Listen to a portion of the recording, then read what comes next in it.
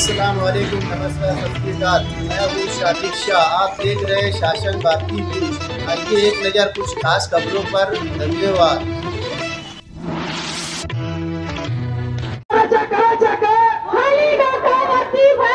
Minority defence committee के तमाम जिम्मेदारान, धरने के अंदर मौजूद तमामी बुजुर्ग हजरात, नौजवान साथी, माँ और बहनें, माइनॉरिटी डिफेंस कमेटी की जानिब से पहला सरकार के खिलाफ,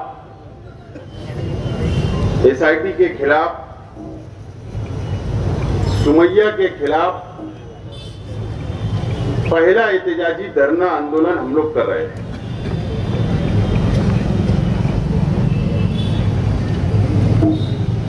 और सरकार को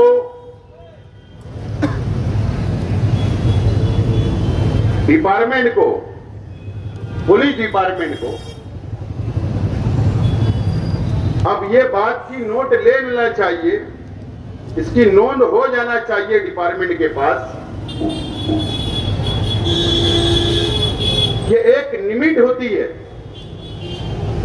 किसी भी समाज को दबाने की या अत्याचार करने की एक लिमिट होती है।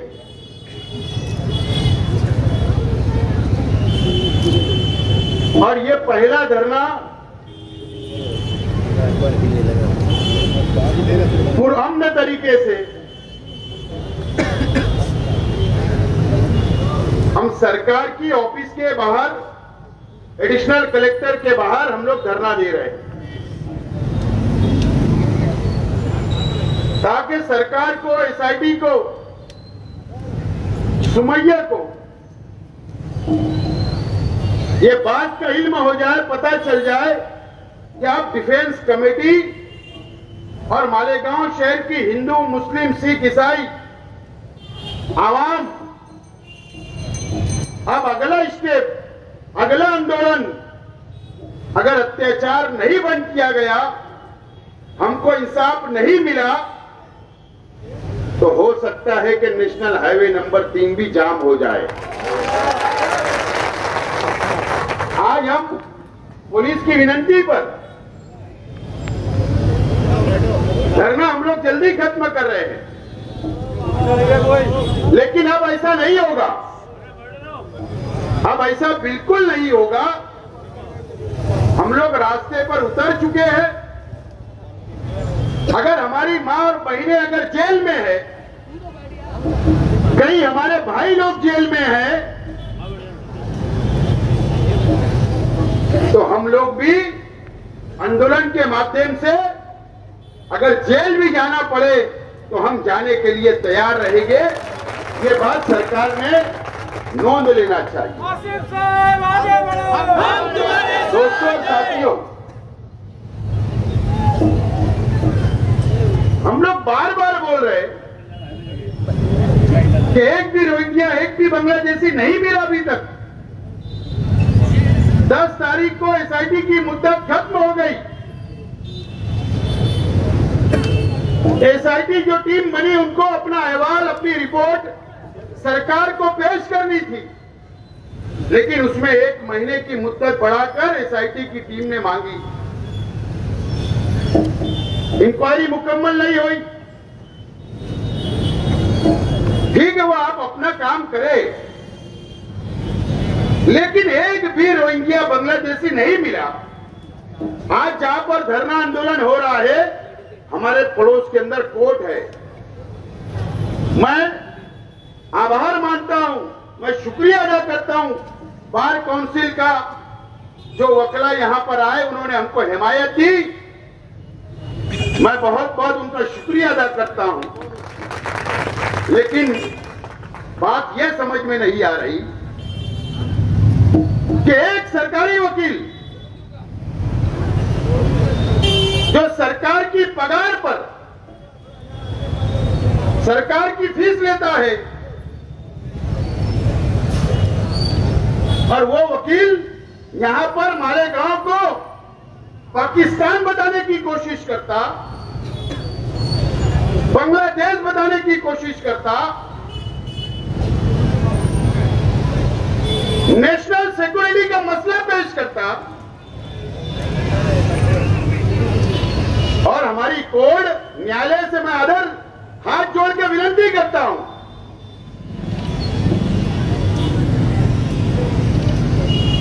4 एफआईआर हुई, 4 एफआईआर में जो भी रिमांड रिपोर्ट कोर्ट के सामने आई, जो भी चार्जशीट दाखिल हुई, उसमें कहीं तो ये जिक्र है ही नहीं कि एक रोहिंग्या मिला, एक बांग्लादेशी, एक पाकिस्तानी। ये शहर को बदनाम करने के लिए, मुसलमानों को टारगेट करने के लिए, जिसके ऊपर हमको विश्वास और भरोसा है, संविधान पर, कोर्ट पर, न्यायालय पर, उसको मिसगाइड करने का काम एक वकील करता है। मैं हाथ जोड़कर कोर्ट से मैं प्रार्थना करता हूं कि मैरिज के ऊपर, सबूत के बिना के ऊपर फैसला होना चाहिए। मैं बार काउंसिल से भी रिक्वेस्ट करता हूं कि आप कभी इलेक्शन होता लोकतंत्र के तरीके से, जमहूरी तरीके से, आप भी सेशन कोर्ट के जज से मिलिए और उनको भी पत्र दीजिए कि मेरिट के ऊपर सुनवाई होना चाहिए। एक आदमी बोलता है, पूरा शहर बदनाम होता है। एक बेवकूफ बंबई से आ जाता, अरे माजी खासदार है, इतना अगर लड़ने का शौक है ना इस महाराष्ट्रियन लोगों से, ये खमन और फाफड़ा खा के नहीं जीते।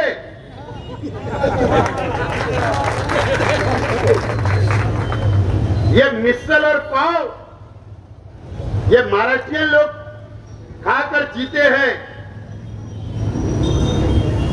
ये महाराष्ट्रियन लोग हैं हम, यहाँ का हिंदू, यहाँ का मुसलमान, और एक गुजरात से आकर तू महाराष्ट्र को बदनाम करता। अमरावती के अंदर बदनामी, भिवंडी में बदनामी, मुंबई में बदनामी, अकोला के अंदर बदनामी, मालेगांव को बदनाम करता, वो भी सेंट्रल गवर्नमेंट की सिक्योरिटी लेकर। मेरी तो डिमांड है, चार्जशीट में जब अगर एक भी रोहिंग्या बांग्लादेशी नहीं मिले, मैं तो बोलता हूं कि महाराष्ट्र के वजीर आला देवेंद्र फडणवीस जी ने इसको जूते से मार के हकालने, उन्हें जूते से कि तू मेरे महाराष्ट्र को बदनाम करता है। ठीक है, राजनीति के और मौके मिलेंगे, भाजपा को भी मिलेगा, हमको भी मिलेगा, अलग अलग पार्टियों को मिलेगा, लेकिन अगर ये महाराष्ट्र बदनाम होगा, ये मालेगांव शहर बदनाम होगा, तो मैं तो यहाँ के लोक प्रतिनिधियों से भी अपील करता हूं, गुजारिश करता हूं, चाहे वो हिंदू हो, चाहे मुसलमान हो, दलित हो, सिख हो, ईसाई हो, अरे यहां क्या रोजगार नहीं आएगा, यहां पर उद्योग नहीं आएगा, यहां के नाते गोते, रिश्ते नाते, अरे वो नहीं आएंगे। ये तो समझना चाहिए। खैर अभी मौका नहीं है एमएलए और एमपी को क्या बोलना, जबान तो बहुत गुजारी, लेकिन चच्चे ने पूरी कसर निकाल ली है, तो आज मैं माफ कर देता हूं। लेकिन मैं जरूर बोलता हूं कि ये शख्स जब आवाज उठी, जब आप लोग टोचे, हम लोगों ने मिलकर के आवाज नहीं उठाई, आवाज नहीं उठाई, अब वो बैठ कर कम से कम 1 मिनट भी तो बोल लेंगे। देखो मैंने बोला फिर अंधभक्त वो चलाएंगे। शर्म आना चाहिए। माँ बहनें अंदर है, कौम की बेटियां माँ अंदर है, एक आदमी खामोश बैठा है। क्या तरीका है, मैं तो समझ के बाहर है ये शहर से। खैर बहरहाल ये शहर समझेगा, उम्मीद है। लेकिन मैं प्रशासन से गुजारिश करता हूं कि दबाव में मत आओ।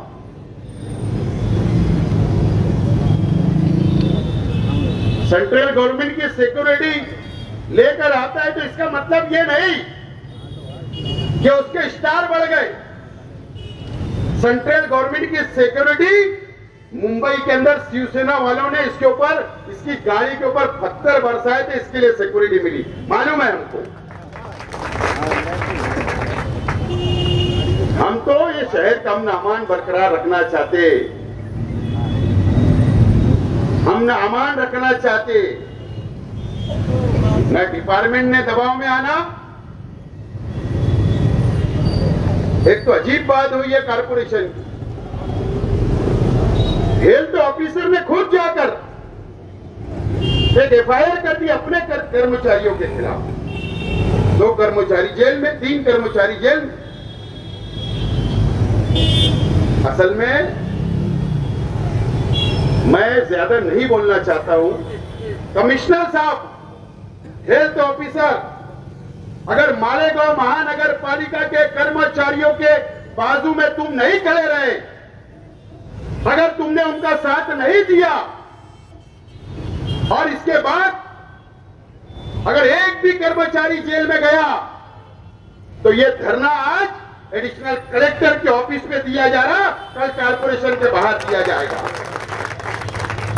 वो हमारे शहर के लोग हैं, हमारे अपने लोग हैं, लेकिन जो एफआईआर भी आपने की ना, फिर मैं सब निकालूंगा कि किसके रिश्ते नाते कहां से जुड़ रहे, कौन किसको अंदर से मदद कर रहा, ये सब निकालूंगा, याद रखना। नहीं बोले तो उसका फायदा उठा रहे हो क्या? कर्मचारियों को हक नहीं आंदोलन करने का, लेकिन वो हमारे शहर का वोटर है, हमको तो हक है, हम कारपोरेशन में घुस के आंदोलन करेंगे, याद रखना ये बात। अगर कमिश्नर और हेल्थ ऑफिसर ने अगर ये सब धंधे बंद नहीं करे तो, अगर हेल्थ ऑफिसर को कंप्लेन करना था तो तहसीलदार कार्यालय के खिलाफ करना था, तहसीलदार के खिलाफ करना था, लेकिन ऐसा नहीं हुआ। अजीब कानून चल रहा है, एक आदमी नचा रहा है, एसआईटी भी नाच रही, कारपोरेशन भी नाच रही, हर डिपार्टमेंट नाच रहा है।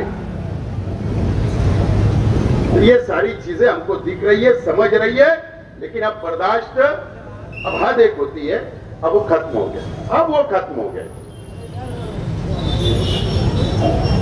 अब हम तो कानून का पालन करने वाले लोग, संविधान को मानने वाले हैं, डिपार्टमेंट की विनती का मान रखने वाले हैं, अमन अमान रखने वाले हैं। अगर कल हम घर बैठ गए, अगर हमने शहर की मदद नहीं करते, अगर शहर रोड पर आता तो कौन क्या करता?